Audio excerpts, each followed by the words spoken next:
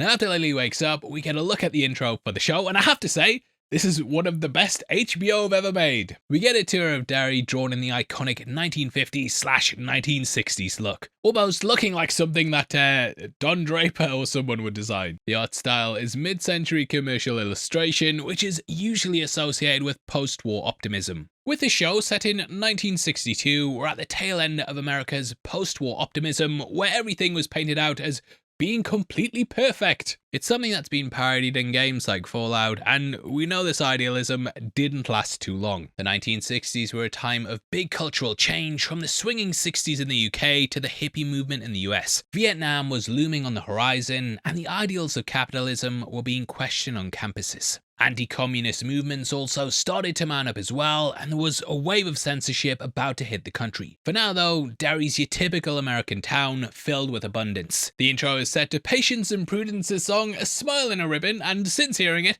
I've had the song on repeat. It's the typical bubblegum pop at the time, but I think the lyrics are actually quite interesting. We hear them say, "The louder I say I'm happy, the more I believe it's so." Which is what poor Lilly has to do. She pretends she's okay for the fear of being sent back to Juniper Hill. The intro portrays classic Americana, but twists it to reveal the dark undercurrent beneath the American dream. Much like how Lilly pretends to be okay on the surface, she's hiding something below, just like Derry. Now we begin with the Paul Bunyan statue, which we saw in Chapter 1, and it came alive in Chapter 2. The sign Maddie passed in the intro also showcased it as well, and the papers mentioned that it was going to be built for definite. The public's furious, and we'll see more of that later. In the book, people hated it and thought it was tacky, and an art teacher at one point even tried to blow it up. So yeah, this coming in at the intro, it's just a symbol that not everything is right in Derry and not everyone's that happy, even if we're getting this idealized version. We then see an American family having a lovely little picnic. This might be at Water Tower Square, which was mentioned briefly in the book. And yeah, you can see that beside the Bunyan statue in it, Chapter 2. This is also in Chapter 1, where the Losers Club talked about what they were afraid of, and we got that weird clown that may or may have not been Pennywise. I think it was though. We can also spot the standpipe, and this picnic fits in with the backstory. We mentioned last week how families would picnic near the standpipe before the horrors of Pennywise led to kids being killed, which tainted the area. We then see a young girl looking into a storm drain, just like Georgie. There's even a missing persons poster like the one we see later. There's also an Uncle Sam poster above her head. It appears to be the classic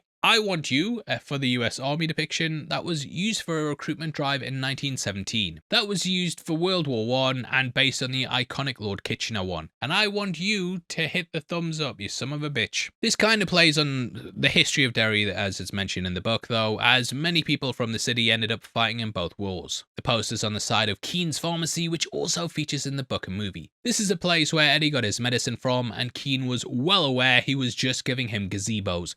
Sorry, placebos. Mr. Keane is also a major part of that reveal at the end, and it's something that, yeah, we'll discuss later on. To the right, though, we have the Jade of the Orient. The restaurant is in a different location from the novel, and even Chapter 2, but as we mentioned last week, they likely moved premises, which might even be explained in the show, as, yeah, they've highlighted it twice now. This is where the Losers Club met back about when they were adults, and Pennywise used this as a place to torment them. There's also the Capitol Cinema, which, yeah, you know that place very well, I'm sure. Burn into your nightmares. It's playing The Music Man, which is the film that we saw it showing last week. We then see a covered bridge, and this is a big place in Derry, which I think is where Henry sliced up Ben in it Chapter 1. Kids are jumping in the river, which was also something we saw in Chapter 1 as well, with the Losers Club stripping down before jumping into a gorge. As the intro continues, we then see kids being tempted by Pennywise, who's holding a lovely little lollipop, but don't take it! It looks like an octopus with yellow eyes, and yeah, while he was more of an arachnid in the miniseries and a mantis/spider hybrid in the movies,